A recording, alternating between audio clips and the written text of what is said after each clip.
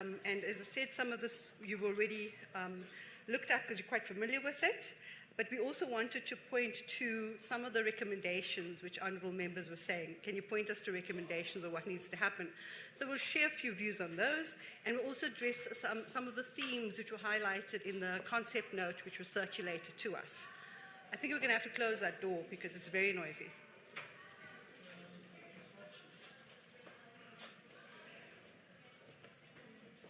It's like dealing with traditional media, and the online platforms are becoming very noisy. So, so again, just to tell you who we are, and I'll give you a little snapshot of some of the organizations that we represent. But honourable members of Parliament, we wanted to say that we're fully supportive of this wonderful engagement, which you called a discussion, and we're very happy it's a discussion. And that we understand the purpose is really to look at the readiness of the entire ecosystem in terms of preparation for the 2024 elections, and to deal, with issues of misinformation, disinformation, and the key concerns which we must remember are not issues that are specific and particular to South Africa. This is a global phenomenon. Everyone is concerned with what's happening in terms of digital platforms and their ability to sway, shape and inform election outcomes. And we've seen this globally. So, we're very much in the thick of it as well. We also want to say that because we represent the regulated sector, the wonderful presentation that Fikile has already made really underscores and gives you the full context in terms of the environment we operate in. And of course, the opening address by the program director with great passion and vigor around what we're looking at. So thank you for that. So we are a voluntary association. We're an association for broadcasters. We were formed as far back as the end of 1992, so into 1993. And we turned 30 years old this year, and we're very delighted that we're an organization that has run the last 3 decades alongside with our incredible democracy.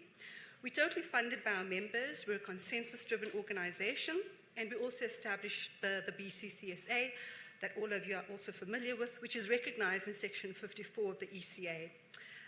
So we've been at the forefront of representing the broadcasting industry on a host of policy and regulatory matters, and also in kind of promoting the broadcasting sector as credible, viable platforms, not only for content distribution, but also for those who want to provide advertising and commercial messaging on our platforms. Our current members do include the SABC, who also gave a really good presentation earlier, as well as commercial players, all the television broadcasters in the environment.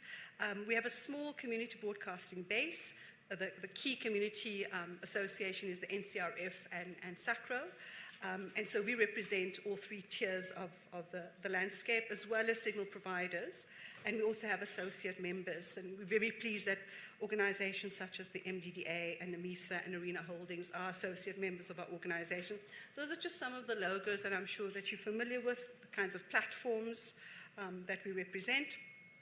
And our aim is really to advance the interest of the sector. So, we do written submissions, I think, over the last 30 years. I don't know how many hundreds or thousands of submissions we've made. And we play an active role in ensuring that proposals and recommendations are made, especially to key institutions like the regulator, MICT-CETA, MDDA, etc. And we're at the forefront of kind of sectoral developments. And, we pride ourselves on, are we all right with the tech, guys? See, we come from this environment where it's all about the tech. So when we hear kind of feedback, we get a bit worried. And we also conduct research. You're welcome to just log on to our website. You'll see some of the research outputs that we have there. And in the context of this discussion, there's been a lot of reflecting on COVID communications. And it is hard to imagine that just 3 years ago, we were not sitting like this. And we also recognize and honor so many people that we lost during this process who work in this communication sector. And during that time, all of us had to move online. The huge inequalities in society just were so apparent. And it was also quite distressing to know that there were so many pockets of society who hadn't really understood just how unequal our society is. All our kids, those who could migrate online, and they could continue to have schooling online. The majority of our kids couldn't. But what did happen, and it's to issues that were raised, I think, earlier by the MMA and others, was this participation in this collaboration for a cause that all of us stood behind. And that cause was how were we as a country and part of the global community dealing with this awful pandemic, which we know we're still dealing with in parts. And at that point, from the regulator to civil society to industry bodies, we all galvanized. We were all part of this program of moving this forward and getting messaging out that was credible, that was information that was not disinformation, and was information that we could trust. So as a regulated part of the industry, we also work very closely with government during that process. And I know Thabo Makaneti, certainly from MultiChoice as well, the kind of efforts that were made to just shift schedules, make channels available, just spoke to the incredible participation and volunteerism within the sector as well towards the right cause. So some of the activities we do, and I won't go through all of them, as I said before, we do research, seminars, roundtables, specialized research. But what we have done is we've created something called the Free Radio Initiative. And this has really been all our radio colleagues and members, where we've put together and packaged wonderful communication messages, public service announcements. And I'm going to play 2 clips for you just to get a sense of it. And earlier, the Honourable Member asked how can the SABC and other broadcasters start talking to credible and ethical news and making audiences aware of the harms of online digital media, which perhaps is, let's hope they're not, deliberately pushing out what is now termed fake news or information that is untrue. So to use traditional formats, traditional radio and television, which still has the largest footprint and reach in the country, I think is a very powerful opportunity for all of us, and especially for traditional media to partner with putting out those messages, with communication, with information. And I think one of the other key things and key messages today was around media literacy, was around what is it that we're doing right at the onset, at school-going age. What are we doing within our communities, within our societies? Trust me, it's not me. And it's not a bot either, I don't think. Hey? Maybe it is. And just when we were enjoying that lovely jazz music earlier, I don't know what's happening. So we were very lucky because we had a group of our radio members saying, well, what are the kinds of key messages and key concerns that we way to start communicating powerful and impactful public service awareness. And even before the unfortunate lockdown during COVID, I think we were all, and we continue to be as concerned with issues of gender-based violence. And so that was one of the campaigns we put out. And more recently, we've all been very concerned with the vandalism of infrastructure. I think all of us are affected by sometimes not hearing the radio, because Centec signals have gone down or somebody's vandalized some of the infrastructure, and that cuts across even into the telco space. So these are just some of the partnerships that we have locally and internationally, and of course we're great supporters of self-regulation in the advertising space as well. And we also are part of the World Radio Alliance. We also do, as I said, audience and currency research quite regularly, and we're also great supporters of the Broadcast Research Council to that end.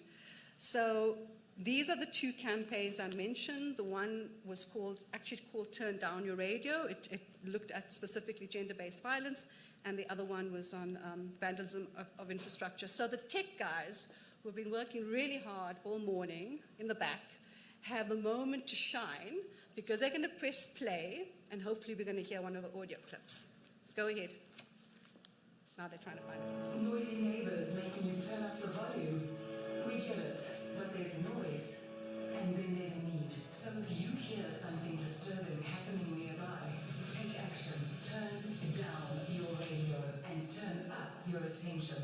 If you hear the sounds of gender-based violence, visit gbv.org.za or contact the GBV Command Center on 0800 428 428 to report abuse or ask for help. Don't drown out the noise. Listen harder. gbv.org.za is there.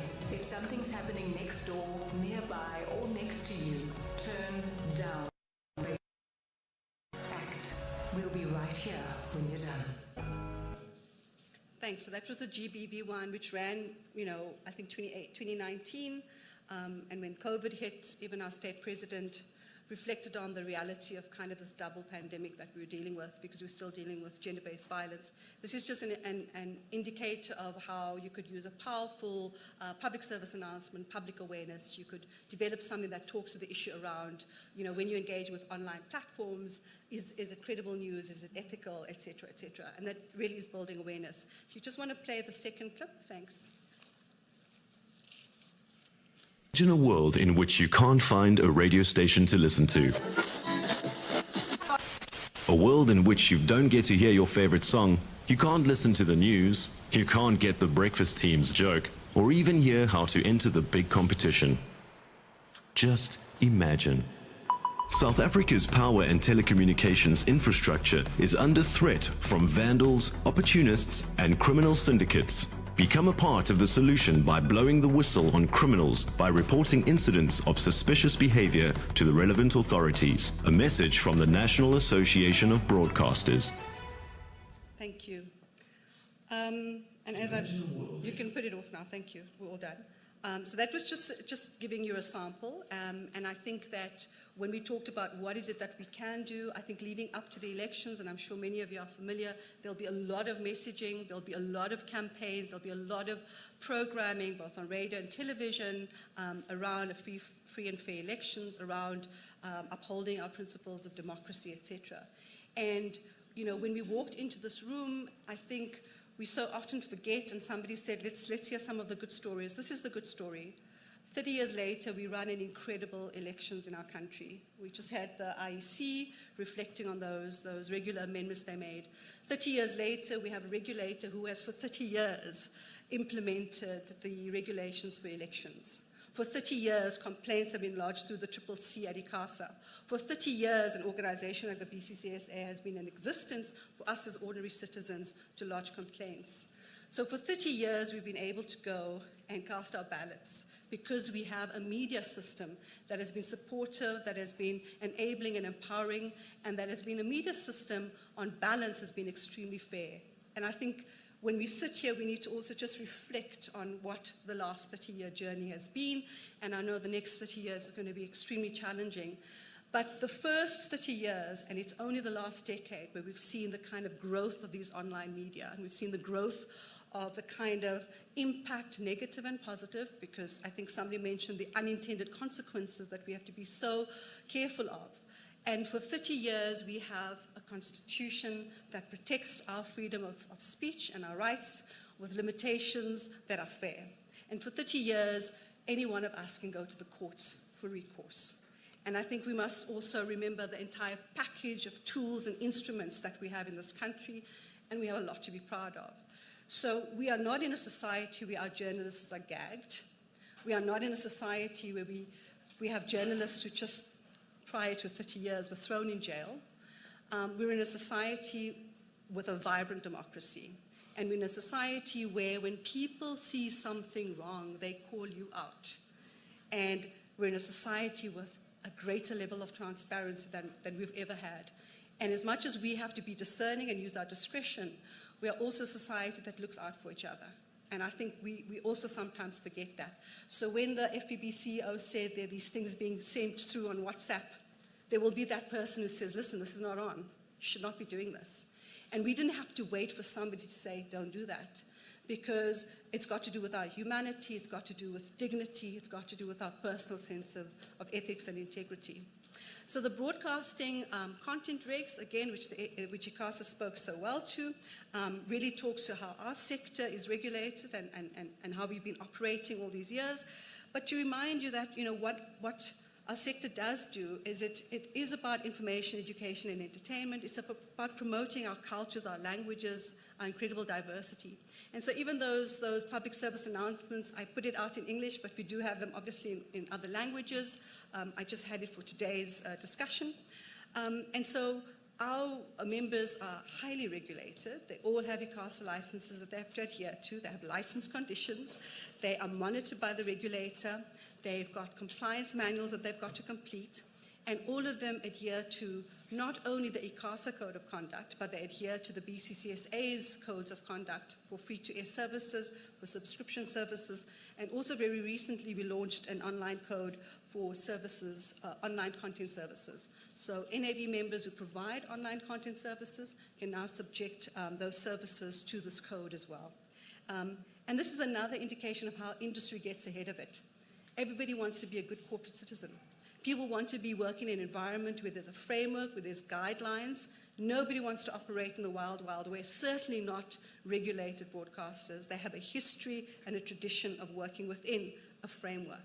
So members who do use social media platforms also ensure that complaints regarding these platforms are directed to the very platform. Some of them are sitting in the room here today. And tomorrow, I think you will hear from the platforms directly about their complaints mechanisms, about how they handle that, and they will also talk about how they do a lot of public awareness campaigns around that as well. So I'll hand over to Julia just to do a few more slides on ICASA and the election broadcasts, and then we'll conclude. Thank you very much, honourable members.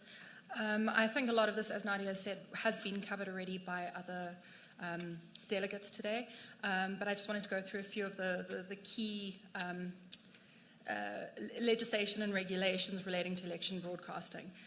Section 56 to Section 59 of the ECA outlines how broadcasts should be provided by broadcasters, political parties, and ICASA, and with a special focus on the equitable treatment of all political parties and independent candidates by broadcasters during the election period. ICASA is required to review their election broadcasting regulations to assess their relevance during every election year, and ICASA most recently prescribed the Municipal Election Broadcasts and Political Advertisements Amendment Regulations in 2021. In terms of party election broadcasts and political advertising, it's important to note that ICASA puts forward regular regulations and guidelines which are covered in terms of the ECA, as well as related legislation such as the Electoral Act and the ICASA Act. These regulations are subject to regular review, most recently in 2021, but there will be another review in the coming months. In respect of providing party election broadcast time slots or airtime for both political parties and independent candidates.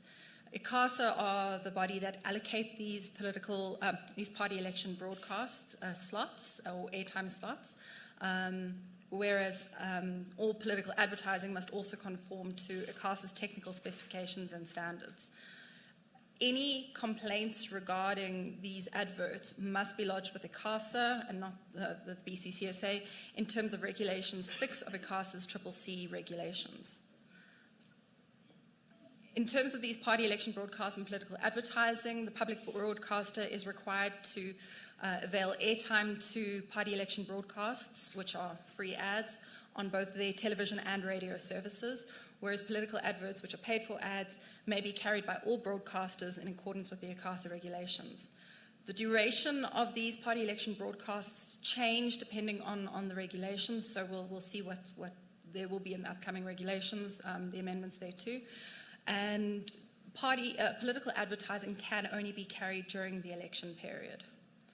In terms of the role of broadcasters are there and have requirements in terms of their license, in terms of general requirements to ensure that any news, current affairs shows, or special election programs are impartial, objective, and independent. Broadcasters are required to respond to election complaints timeously, and the public broadcaster also has the obligation to inform the electorate of the election results. Thank you. Great, thanks. And so we've already just heard earlier from the IEC that they signed a framework cooperation with the likes of Meta, Google, TikTok, the MMA. They've also worked very closely with the MMA in the last 2 elections, I think. And I think tomorrow we'll hear more from the MMA about the Real 411, which again is an example of how civil society, NGOs, CBOs have been able to collaborate, and those who work in the sector have been able to find real options and tools for how we can deal with potential online harms.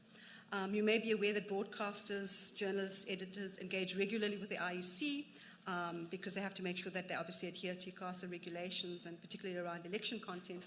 And just recently, over 80 journalists and editors attended the IEC's Media and Elections training session that was just in August. So, as I said, some of the themes and the issues that were raised in the discussion document that we were sent dealt with issues like PAPIA privacy legislation. Broadcasters adhere to that. As I said before, broadcasters adhere to the various codes of conduct. Broadcasters also assist with media literacy, public awareness campaigns, voter education especially, and are able to expressly indicate and assist the members of the public to distinguish between what is a political advert and a party election broadcast. And I think ICASA also mentioned that earlier, and you would have heard that, and you'll hear that now as we go into the election phase, that this advert was brought to you by a particular political party, etc. Also, because we have a history, a 30-year-long history, of ensuring that we have on-air information about how and where you can complain. Many of you would have heard those PSAs that the members of the BCCSA certainly put out on both television and radio of how to lodge a complaint, where to lodge a complaint, and ICASA does the same thing, and we've heard the FPBs doing that as well. Broadcasters allocate specific budgets, especially during this election period. They reorganize their programming schedules accordingly. They are doing continued training and development. And when we talk about the election period, we understand the complexity, the sensitivity, and right now in an environment with so many disparate and different voices, we understand why we need to look at codes of conduct, why we need to look at people volunteering to self-regulation and voluntary self-regulatory mechanisms. So I'd already talked to this, where on content, obviously broadcasters adhere to very strict guidelines. We're all very concerned about protecting children particularly, and that's general content. There are what they call watershed provisions, certainly for television. For those of you who still watch traditional television, scheduled programs that are not suitable for children can't be broadcasted earlier in the evening. That adult content can only be broadcasted later in the evening, etc. Also, and a lot of broadcasters extend their reach and extend conversations that they may be having from their traditional platforms into a social media engagement. They themselves would adhere to very strict codes of ethics as well. So, as I said earlier in opening this discussion, there are ways in which broadcasters can really support all the efforts around providing public service announcements, basic awareness, etc., as we go into this election period. I think we're all concerned with potential harms. I'm not sure if it was the Honourable Chairperson who might have mentioned the world we live in now and the kind of new technology and new terms that we're using. I would never have imagined calling anything fake news ever in my life. And this becomes a term which comes from the West, I think Trump or whoever else. News is news or it's not news. And today we're calling things fake news and we're faking things. Today we're in an environment where there's this cancel culture that prevails. You can be cancelled. You can be deplatformed. You can be silenced. You can be kicked off and suspended. And at every turn, we have to be so alert and alive to what the rules are, to what the obligations are for us as citizens in a democracy, and so aware of human rights and dignity. And I think that, if we look at the kind of media ecosystem generally, there have to be those clear principles and values, which I think we all stand for here. And those are about what our Constitution provides and upholding those principles and values. So I think, and congratulations again to the Portfolio Committee. I think this is a really helpful conversation, and you will have to continue to have these as things change, as they emerge and evolve. And again, as we start looking to what other jurisdictions are doing, I know that we often look to the West, the global North, because they're churning out the research. And when we talk about investment, often we forget about the investment in research, in data. We forget that we can use the very tools at our disposal today. When we talk AI, when we talk robotics, when we talk about the technology and the tools that can help us, they can help us to a positive end. the kind of research, the kind of understanding post-2024, what were the kinds of complaints, hypothetically, that were lodged on all of these platforms? Wouldn't it be great to have that conversation with real data points? And wouldn't it be great then to say, and this is what we need to invest in going into the future? The SABC is not here now, but as the public broadcaster, they have an enormous obligation because they are a broadcaster of nationwide, national, universal reach and service. And so particularly during this election period, I think all of us know the kind of support that they need and the kind of partnership and collaboration. And so as a representative of the industry who are themselves competitors, there are areas where we put competition aside, and the most important thing is our democracy and to continue to build that. So I hope that was useful. We will certainly, as we get called upon to think through more robustly and to engage, we will certainly do so. When we did get this invitation, we immediately said, oh my word, we are so heavily regulated. People need to remind themselves of what we go through during an election period. But we are also not untouched by, as they say, what's happening in the broader ecosystem, because our members are also providing services online as well. But I'll stop there if there are any questions, and I know the GCIC is lined up. Thank you, the tech guys. You can switch off all the audio on my side. Thank you very much.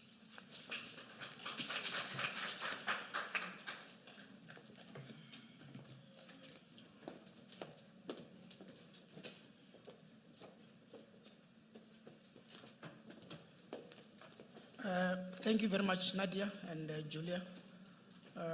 Yeah, we can just connect the laptop. We are going to have the Miss Mavimbela from GCIS. She's going to present. Sure. Can you just switch it on?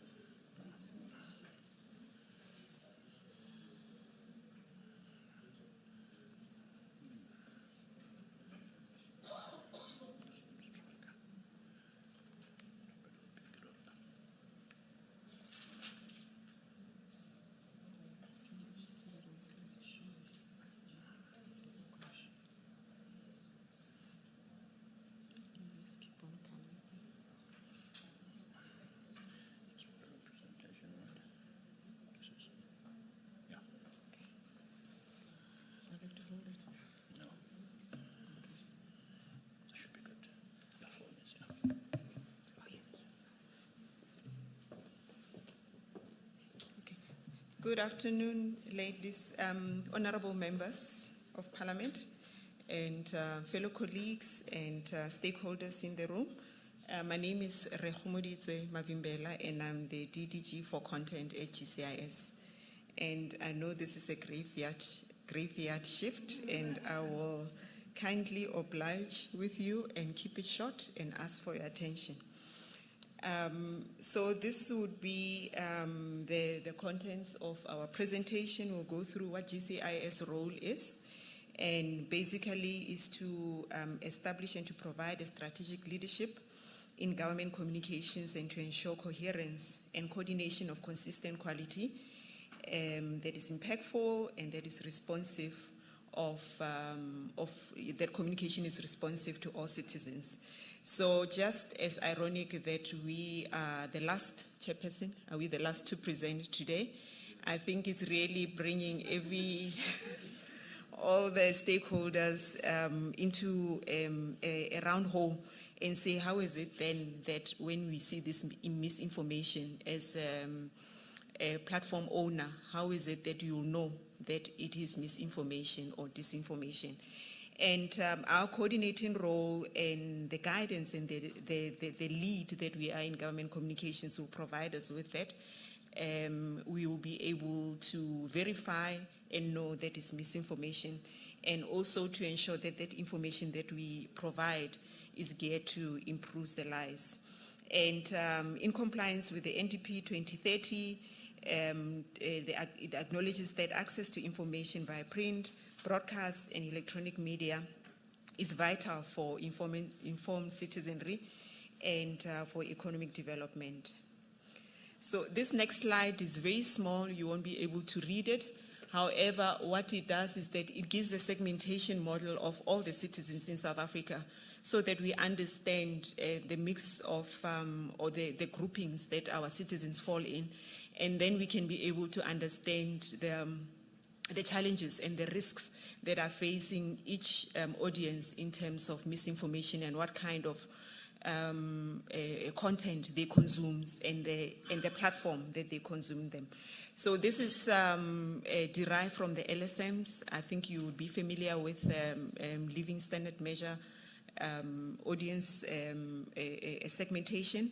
And what GCIS has done is that go deeper into the rural, deep rural areas, which sometimes LSM tends to not delve much into.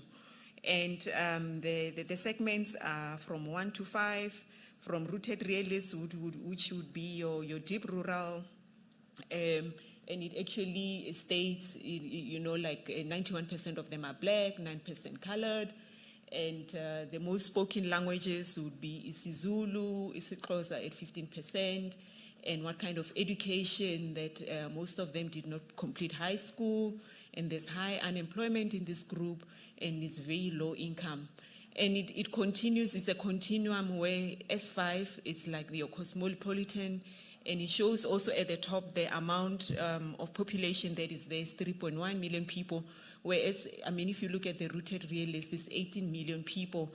This is the latest, and the segmentation as at 2022 had 27 million people. So you can see what migration is doing actually to move people from the rural areas. And when you look at the S5, then then you see the level of education is increasing. There's high levels, 28% of matric. There's 45% employment, and the incomes start rising. And now looking at the same segmentation model, then what this slide starts to do is that it maps out what kind of content and platforms they consume.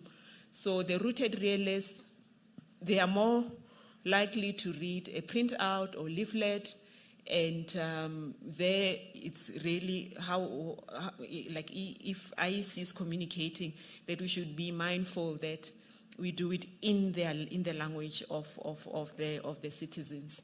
And simple language, because it's low level of education, mostly unemployed, and they tend to believe community outreaches, and also still are big on community media.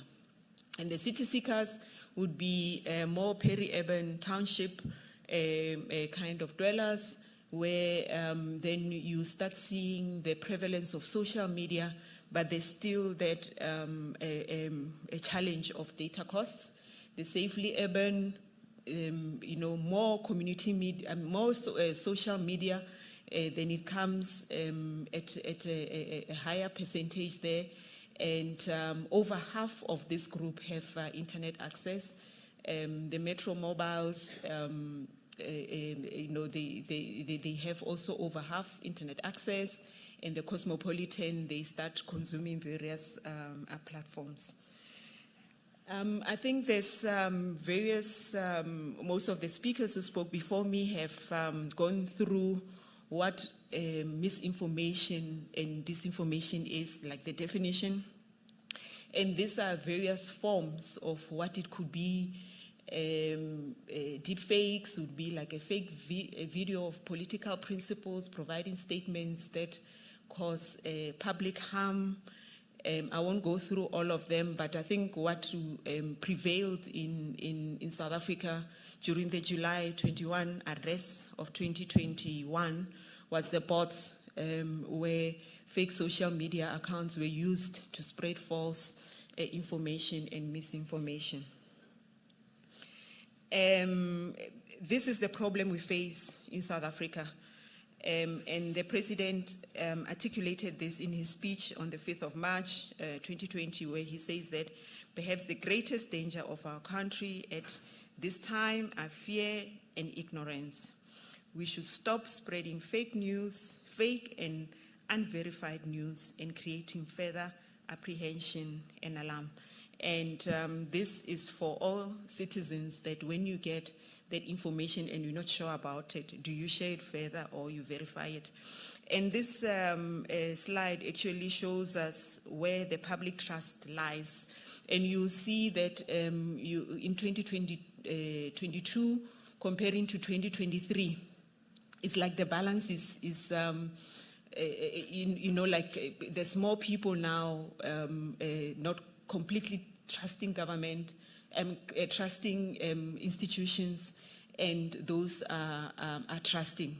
So you can see the scale is like almost balanced. But if you look at the media in 2022 was 32%, and now it's 29% distrust and 36% trust.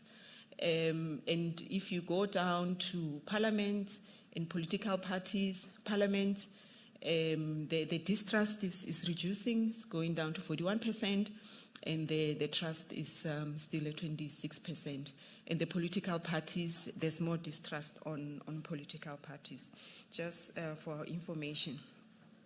So what is it that GCIS does in terms of combating misinformation? So our role is to create awareness and educate citizens on media literacy.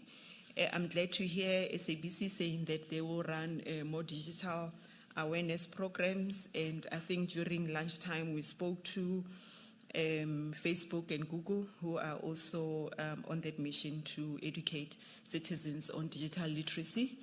And we ensure timely identification of information. The next slides will show you how we combat that.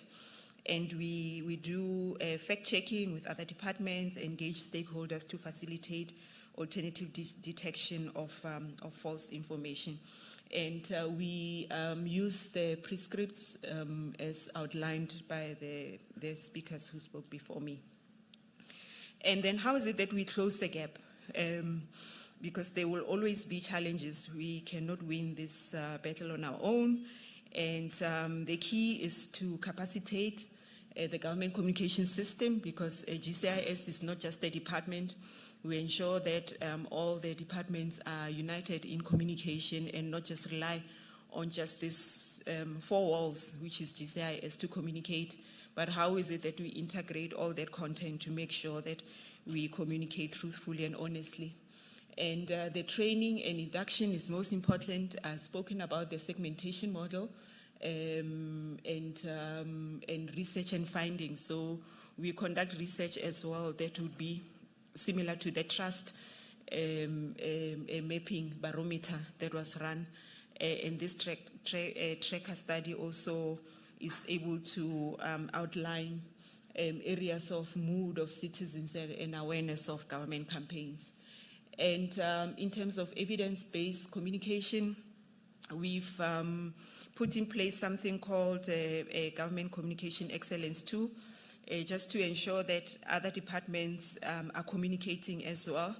It's really to measure the tools that they are using, and we measure that on a quarterly basis, and track and ensure that those who are not communicating are nudged nicely or reported to their DGs. And I've mentioned the public perception findings, which we communicate through various platforms such as FOSAT and cabinet meetings. And internally at GCIS, we've got these platforms that we ensure that we publicize authentic and truthful information and news that is up to date. We have SA News, we have Vukuzenzele. Vukuzenzele, I'm sure you're all aware of it, but it reaches the most deep rural areas of South Africa.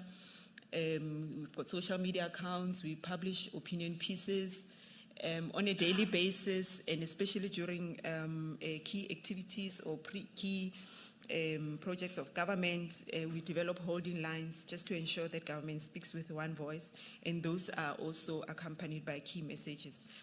And how is it that we coordinate this communication government system? Because we cannot be everywhere at the same time. We've got a communication policy that provides set norms and standards on how to professionalize communication. We've got a rapid response mechanism, which is early detection, and we've got a platform also, the cluster communication, where clusters, when they meet and present on their developments or challenges, that representation from GCIS is able to capture all that content and communicate it. And lastly, to communicate through all spheres of government. The case of COVID and how is it that we dealt with misinformation, it's already been said that we, as a collective, COVID was one enemy that we are all fighting, and we're able to jointly tackle this area of misinformation. And such intelligence can be transferred to this era that we're going to be going into of elections. But our approach, GCI's approach was, we provided responses of misleading or manipulative arguments. We provided education on campaigns, refuting any misleading information timeously. And we worked closely with DCDT, where we set up a command center responsible for monitoring fake news, and worked with OTT companies, who are, some of them are here, like your Facebook and Twitter and WhatsApp, in the takedown approach. This slide, I think, you can appreciate the danger that we could be facing, that your face could actually be synthesized, and you can see how closely it resembles the real one. The R is a real person, and the S is a synthesized. So that's what AI can do for you. And I think we saw it, I think early last year, when there was an AI video of Vice President Kamala Harris depicting her in a very uncompromising state, and that was all generated via AI. Our social media intervention, we get guidance from relevant department, and several set of additional content sources are created. We continue monitoring the platform owners and investigate the authorities, because when we see something that might look like fake news, or it has not been made known to us as government or as a coordinating role, we do check it, and we get the relevant departments. Sometimes they check for guidance from us, and it's escalated to the social media monitoring team, and we respond with FAQ or relevant information. And that's on the far left there, right? Yes, we put all those stamps on there so that it clearly marks the type of content as fake or incorrect. This is the type of system that provides early detection, and it is a constant improvement on it, given the quickness or the fast-paced environment that content can emerge on platforms. But if you look at the far right, there is GCIS rapid response mechanism, which starts at 7. At 7, that's where the print headlines and social media headlines are shared with all principals and communicators. The team starts as early as 5 a.m. to actually go through all those platforms, and at 8:30 there's a session that is held by all communicators just to analyze the ones that are topical. And then, we continue scanning and sharing. There's an update broadcast at 1, another one at 4. If there's a crisis, then we do breaking news. And that is an area, I think, also when we form the task teams with the likes of MMA, which have spoken earlier. I think one of the ladies raised a hand and mentioned that they will be talking tomorrow. This is another platform that we are forming with various stakeholders. I think the keynote speaker spoke earlier about EU being deliberate in doing multi-sectoral stakeholder approach in tackling this misinformation. But we have engaged with various stakeholders inside and outside government in times of crisis in the past. And at this point, OTT platforms that are already there will provide a platform of takedown. And media monitoring and ourselves have been in discussion so that beyond elections as well, we are able to form, we have this task team that is ongoing to tackle areas of misinformation, because it's not just elections that we faced with that can create misinformation. And a case that is testament is during the 2021 unrest. We were caught unprepared, and there was a lot of misinformation that emerged. And yes, this multi-sectoral relation with this institution will provide a complementary service where if one entity is weaker than the other, then we complement each other as a whole. That is my last slide. I thank you.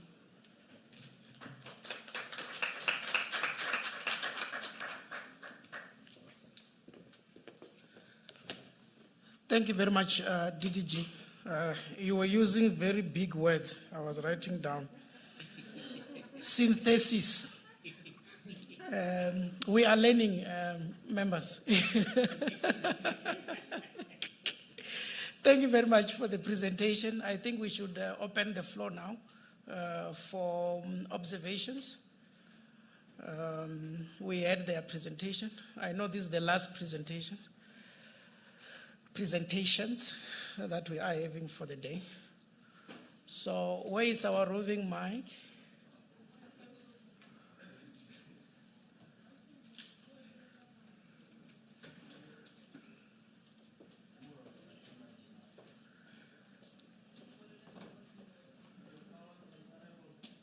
Okay.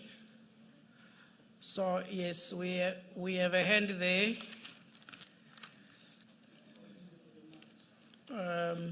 I have noted Honorable Bodlani. Can we have another hand? I have noted Honorable Maneli. I don't see any other hand.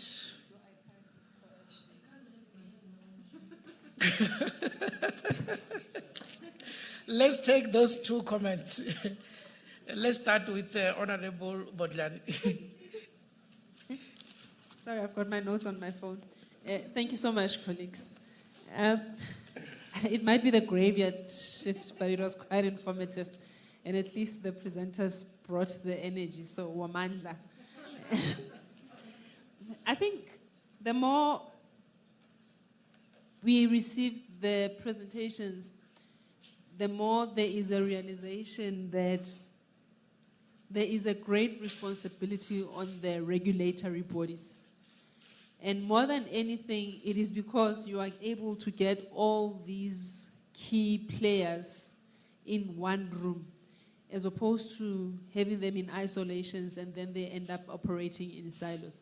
So there is a sense that there's going to be a great responsibility that lies on your shoulders. And I really appreciate that whatever presentation has come, it's forward-looking.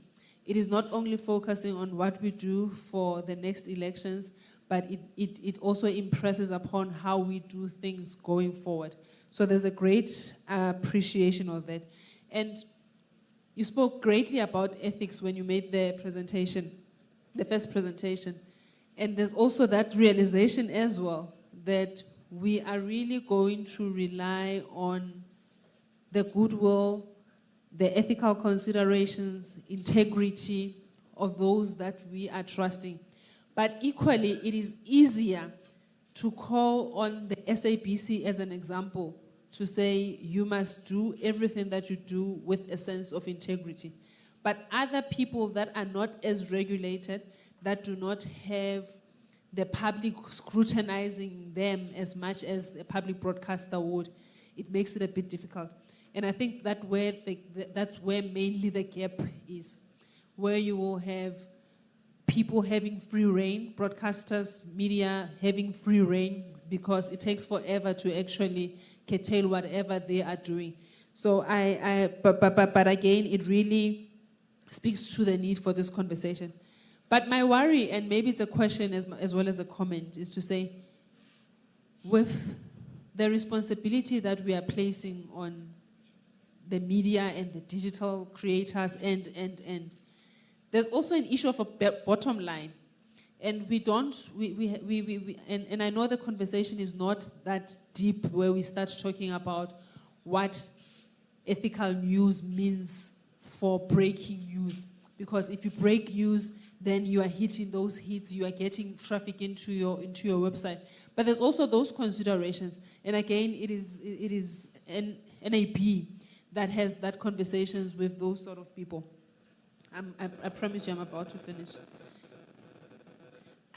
Again, with the GCIS, the presenter spoke about having a coordination role. As much as I have spoken to there needing to be an integrated approach, I think the GCIS is well positioned, especially on government communications. And we keep going back to how effective the communication on COVID was. But the GCIS, for me, I think is really well positioned to really play a coordinating role across the departments. And I know you also feed into community radios as an example. There's a great opportunity for you to also rebut and refute whatever fake news, as it were. Like you say, it's a new concept now that we have. But the question that I have for the GCIS on the last slide, and the proposed times in terms of what how you are going to review. And I do appreciate that you say that it's early detection to be used based on your experiences. You've got 7 o'clock, 10 o'clock, 1 o'clock, and 4 o'clock. And I'm sure there's a scientific process to this. But the question is this rigid? Is this something that worked in the previous election? What elements were taken into consideration to inform this? Because, you can be on Twitter and you log out for 2 minutes. When you come back, something is trending #1. And it is not necessarily the truth. So I'm just slightly worried about the time that you are going to be taking. It's 3 hours and then another 4 hours. What informed that? I think that would assist me to feel empowered. Thank you, Chair.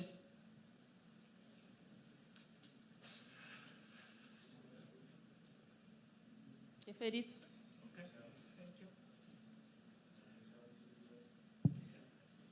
Thank you, Facilitator. Of course, let me also welcome the presentation. That, of course, it kept us awake during the graveyard session. But I think for me, if I were to make just quick comment, because I didn't make inputs when I listened to FPB and so on. But what comes out for me is that there are some measures that are already taken to try and deal with what we're faced with. Probably the area would need to really strengthen because you are dealing with almost similar role players. It's how that work is aligned from a point of coordination. And I want to make this example. Early in the morning from presentations we've received, an indication was that the legislative framework is absent. But when FPB presented, they took us to sections of the law that could be utilized to deal with the same matter.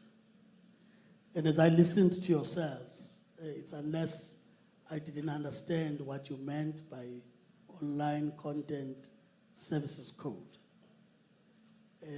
where you have almost, as I said, the same players that you engage with. Surely there's something that could be pulled from that. But more importantly, you've raised a point about a cooperation framework agreement that the IEC has directly with those that are in that space.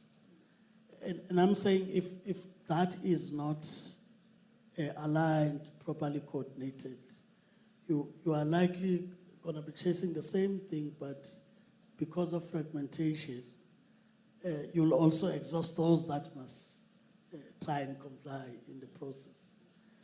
To a point, as I say, because of lack of that alignment, we may now be proposing even regulation that after this engagement, surely Parliament must make guidelines and so on, when we should be probably consolidating that is already available and make sure that it works from a point of implementation. So I just thought I should raise that as a point with the examples I've given. Of course, the part about GCIS has been raised. The location of GCIS in coordinating government communication in a way that also helps, even when there's this disinformation about what government does and doesn't do, in a way that makes people to work from facts, but without changing GCIS to be the spin doctors of what happens in the state, but at least communicate really the programs of the state in that regard. Of course, my last point would really be a point of how this example you've given, where you are trying to influence your members, to start talking also about matters that are of concern to society. You know, this thing about the infrastructure, sometimes you'll never understand it until a cable is stolen and you lose the last sister you have, because that sister was dependent on the oxygen that was put there. So I'm saying then you will also need that work, as I say, from a point of coordination and alignment on how those that access, for example, community media in terms of your local radio and so on, right?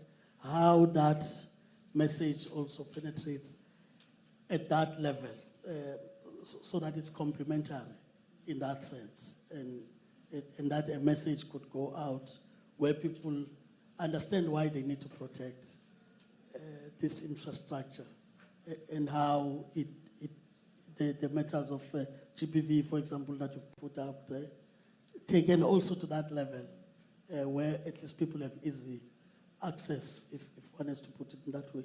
So that's why I'm saying I think it was an awakening presentation. Of course, the biggest problem, like we said with the SAPC, is the resources. Because once you talk investing in research and in getting data and how that data gets to be used to empower people, it means there's a lot that must go in there, right? And if the economy is also not doing that well, that's probably the first area where people cut on expenses because they would want to continue their core business and not see the value of such research that is needed to inform even future decisions. Thanks, Una.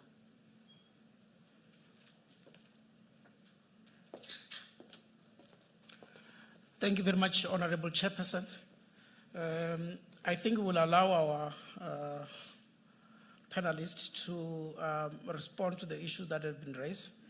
Some of them, I think, there were comments, but I think there were also specific issues relating to the early dictation mechanism, DDG, the intervals therein, as to whether or not that is something that has worked previously or it needs to be improved.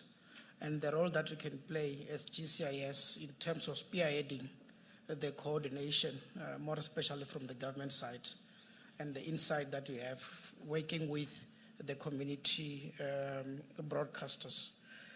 And from NAB, I think you heard the comments from the chair. I think he was also trying to summarize the whole discussion from this morning, and I think he has done everything that I was going to do. Thank you very much, Chair, for that. But let me give you about 3 minutes just to reflect on those observations, starting with the GCIS and then NAB. Thank you. Thank you, Chairperson. Honorable Member, yes, with regard to the early detection, this was recently improved. So it was less frequent in terms of monitoring than what we see now, the 7 o'clock, 10 o'clock, 1, and again in the evening. I think the advent of digital communications and AI is something that is moving probably faster than we can respond as government communicators. And we are applying continuous improvement into our systems. And it's not rigid. We can do it more frequently. However, there are systems that we can put in place where we get social media monitoring systems. A system is able to give you synthesized or summarized content on a regular basis. We have also a forum of government communicators who are all social media practitioners, social media forum. And the key thing is really for citizens to have more access to government platforms. So the platforms that I also outlined as the platforms that we generate internally at GCIS, if they are seen as trusted platforms for content, then you have that trust that citizens will say, I'm receiving this on my Twitter, but let me verify on SA News or on .gov.za if it's honest and truthful. So it's a task of us as government communicators to ensure that these platforms go as far and wide as possible. And we cannot do the task alone. We need collaborations of your Google, of your Facebook, and the like to ensure the OTT platforms to make sure that we expanded our reach as far and wide as possible. I think as government, we also has been leaning more towards traditional platforms and not being so robust and active on social media, which is also an area that we are delving onto. And a platform such as this has brought all the stakeholders into one room, and we have been able to engage. And the monitoring teams, the task team, is now finding more stakeholders falling onto that body. And I think I acknowledge the comment by Honorable Chair on GCIS being well positioned to coordinate government content. Yes, thank you. Thanks, and thanks for the general remarks. I think that we absolutely welcome the opportunity to share experience, and I think after 30 years of what we call co-regulation around codes of conduct, there's a lot that we can definitely share and join forces with other players to be able to strengthen self-regulatory codes and mechanisms for that. I think that earlier it might have been Abongile or someone who mentioned that we also mustn't be confused about what we're talking about. Social media and user-generated content is very different from traditional broadcasting, developing content, which we all consume, rich, beautiful, diverse South African content. And so what the NAB members have done is they've said that where we provide that incredible content online, we will also subject that content to a code of conduct. And I think that just shows how you always want to be ahead of it, and also that when you come from the traditional media of radio and television, you have the discipline of treating the public with great respect. And you don't suddenly switch your brain to drop that discipline when you operate online. You use those same key principles, standards, and values that then get carried over into the online space. And I think that's kind of where we're coming from as well. The FPB submission presentation was extremely useful, and I think that reminds all of us of the tools we have at our disposal that we should be using and exploiting. Of course, the FPB legislation exempts traditional broadcasters, so all broadcasters who are ICASA licensees, and that's what we also have to be very, very mindful of. I think the other thing, of course, when we talk about investment, and please, people, I know that often when we talk about broadcasting, for obvious reasons, we talk about the SABC. This broadcasting sector comprises of a very, very dynamic commercial tier and community tier. More than 200 community stations exist, you know this, right? And so you talk about the entire ecosystem of broadcasting and how they work in uniform because they all have to comply with ICASA regulations at every turn. We are very, very hopeful that the policy interventions that have recently made with the second iteration of the draft white paper will actually move forward in the direction to ensure that the licensing framework does, in fact, widen enough to incorporate other streams of platforms who should form within a regulatory framework. And by that, we're not talking, here's the ICASA license, is what you do. What we're talking about is the very issues around content, the very issues about protecting children from harm, the very issues around xenophobia, racism, hate speech, etc. That's what we're concerned about, and that's what the whole world's concerned about. And so we're also concerned about how all players in the ecosystem make their contributions to the economy, make their contributions to tax, to Black economic empowerment, to investment in youth, to women, and all those good things, make their contributions to funding schemes, whether it's a digital fund, a production fund, so that the entire ecosystem is playing in the same space and making their contributions on fair and equal terms. That's when we'll be able to leverage the kind of funding we need for the kind of research outputs that we require to make informed policy that is backed by good, solid research. But to say thank you so much, because I think that, Honourable Member, you're right, this is probably the first time we're all gathering in a space like this, where we're talking around a single concern, which is a concern of all of us as citizens in a democracy. We're not as citizens in a kingdom, we're in a democracy. And we're citizens in a democracy that we have wonderful tools and instruments, and we need to continue to exploit those. As honourable members of parliament, you yourselves, I think, have said in the past, we write the most incredible policies, we don't implement. We fall down on implementation. And so I think here was an example, again, of what's already available and how we need to use that. We welcome opportunities to work with other platforms. As I said, share best practice, share experience. But a lot of this does work on the kind of ethical considerations of each company and your commitment to that. And again, I say this is a global shift and a global trend.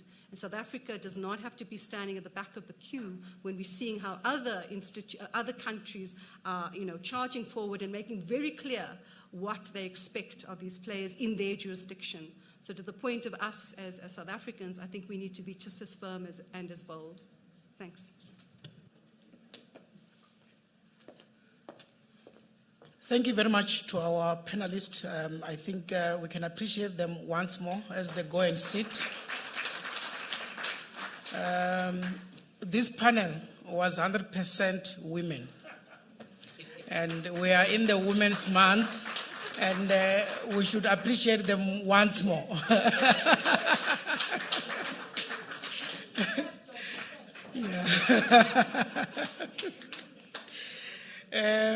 Ladies and gentlemen, I think we have come to the end of our session today. I will just request the Honorable Chair if he has any remark in terms of closing. But, Chair, for tomorrow, yeah. Yeah, you will close tomorrow. So tomorrow we are starting at 9 o'clock. And I appeal to all of you to come back again tomorrow, because we are going to continue this conversation. And then it will then assist the committee to then see and gauge the situation. The meeting is closed for now. Travel safe. Thank you. Yeah, all tomorrow. Thank you.